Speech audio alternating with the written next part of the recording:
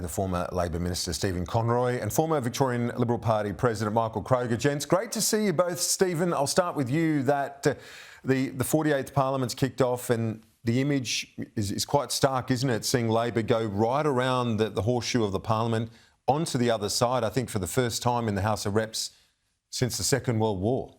Yeah, look, it is extraordinary. It's a visual reminder of the extent of the Prime Minister, Anthony Albanese's success at the last election. It is striking. I mean, obviously I was in Parliament for 20 years and we had some heavy defeats, but this is just an extraordinary outcome.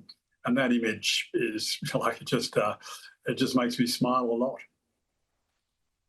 And I can imagine that, Michael, the flip side is how small that cohort is of the coalition. It's having been here in the days of the Howard government, where really it's the flip side of what we're seeing today. It's a low ebb for the Liberal Party and a lot of hard work ahead. Well, there's absolutely no doubt about that. Yeah, it is depressing, but as Stephen says, both of us have been here before on the winning and the losing side. And our parties, the end of our parties, have been predicted many, many times over the decades that I've been around. So there is a lot of work to be done. There are many lessons out of the federal election, and no doubt they'll be revealed in due course when we have another of our endless post-election reviews telling us we need more women and blah, blah, blah, blah, blah, all of which is true. We know all that. It's just repeating the same things over and over again. The answer is a deep policy engagement with the electorate, releasing policies much earlier, defining who you are and what you stand for, and being a lot closer to the ground. One of the lessons out of the election is Albanese was much closer to the ground. It cost the Australian taxpayer a lot of money with wage increases, childcare, aged care, increased Medicare funding, etc. But he won the election, so, you know, all credit to him.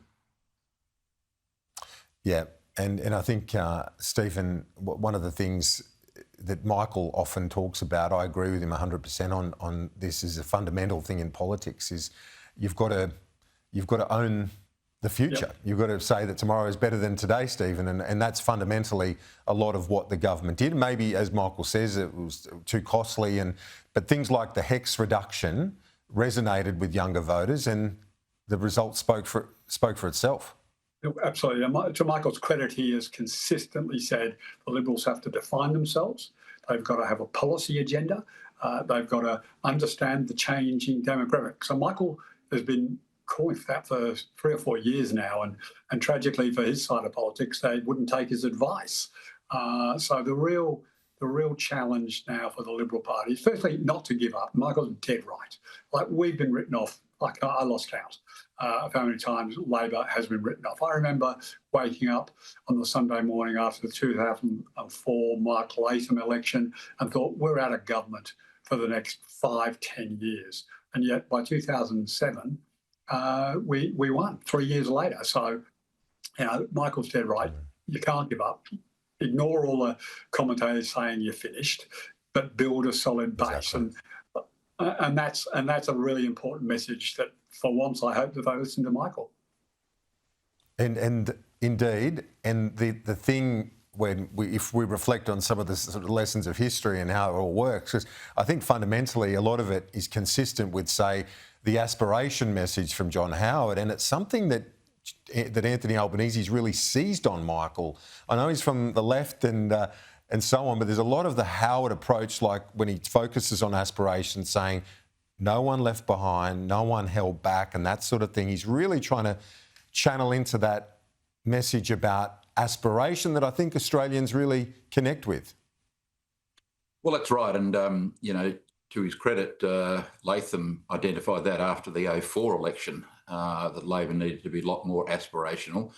You know, as we've just said, you've got to believe that tomorrow is going to be better than yesterday. And what party gives me hope that things will be better for me, my family, my job, my standard of living and my community? And unless you can tap into that resonance of those feelings of the electorate, you're going to find it hard to win. The enduring lesson for me out of this election is this. The electorate was feeling very fragile, and they're looking for the party that's got their back.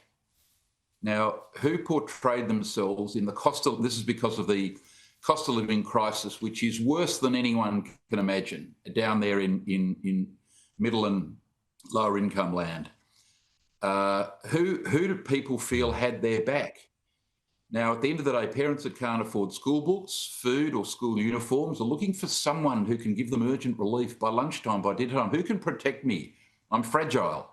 Albanese promised, and they played this card in 16, and it works very well every time, although it didn't work too well in Tasmania, which is Medicare. At least I've got my Medicare under this bloke. Labor are on that campaign, as they always do, that the Liberals going to take away your Medicare card and slash funding, etc. But with the urgent care clinics, etc., it gave people a sense of security. I may not be able to afford school books and uniforms, but at least at the end of the day, I've got my Medicare card. I've got a wage increase if I'm in certain sectors where he's promised wage increases or encouraged the Commission to promote wage increases. The electorate felt at the end of the day Albanese had their back more than the coalition. He was closer to the ground. That's the overwhelming reason he did well. One of the things that I've noticed when you do have a big majority and numbers, maybe MPs that didn't expect to win, senators even, who end up in the chamber, you can get the odd loose cannon that you've got to try and manage, Stephen. Yeah, look, it's a better problem to have than the alternative, firstly. But look, Albo has said from day one he became Prime Minister, he would govern from the centre.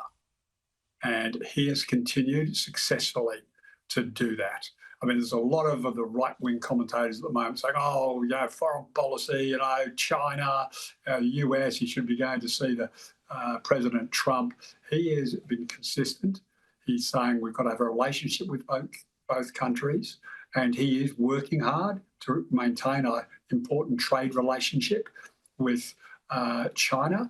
And he'll also continue to pursue AUKUS and try and defend Australia from tariffs, but recognising that it does not matter what your previous relationship with America has been. Donald Trump's attacked Europe, he's attacked Canada, he's attacked Mexico. So it does not matter, okay? So you've got to take a strategic approach to dealing with Trump. And that's why the Prime Minister is not going to be rushed into it, because a few commentators wanted to be dragged into the Oval Office and given a spanking, they hope, by Donald Trump. He is being very consistent and considered.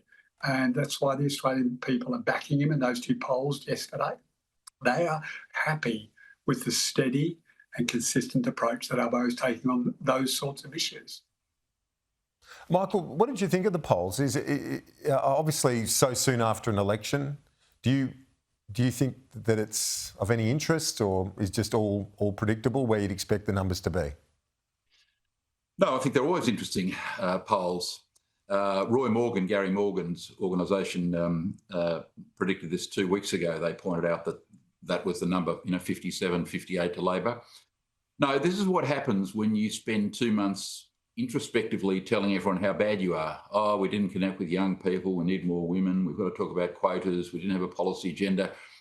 When you go into this deep ideological and policy depression for 2 months and say, aren't we terrible? Well, of course your vote's going to go down. So that's why the coalition's got to recognise the next election's only 2.5 years away, and it takes a long time to get a message across, and they need to start immediately on policy development, policy release. This whole notion that you just criticise the other side and release a few policies during the election, which most people won't notice.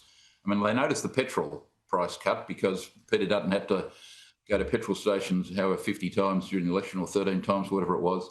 But you've got to start early. You've got to define yourself. Who are you? What do you stand for? What's the general impression? Voters vote according to their general impression of the party. If you don't build up a general impression over a 3-year period, then you're bound to be clobbered at the election, and that's what happened to us. Gone are the days when you just get into government by criticising the other side. The electorate are looking for answers. We have a highly educated electorate. They're looking for answers. They're looking for people with vision and hope. And so, of course, those polls would go down, KG, when we spend 2 months saying how bad we are. The good news is I think Susan Lee has made a very impressive start, and you would be very wrong to underestimate her. There was an article in the Fairfax Press today saying that she's not going to be challenged. Well, I don't think anyone's thinking about that whatsoever. I think she's made a very strong start, and I think she's going to shock everybody down the track. Okay, Michael, Stephen, great to see you both. Look forward to catching up again soon.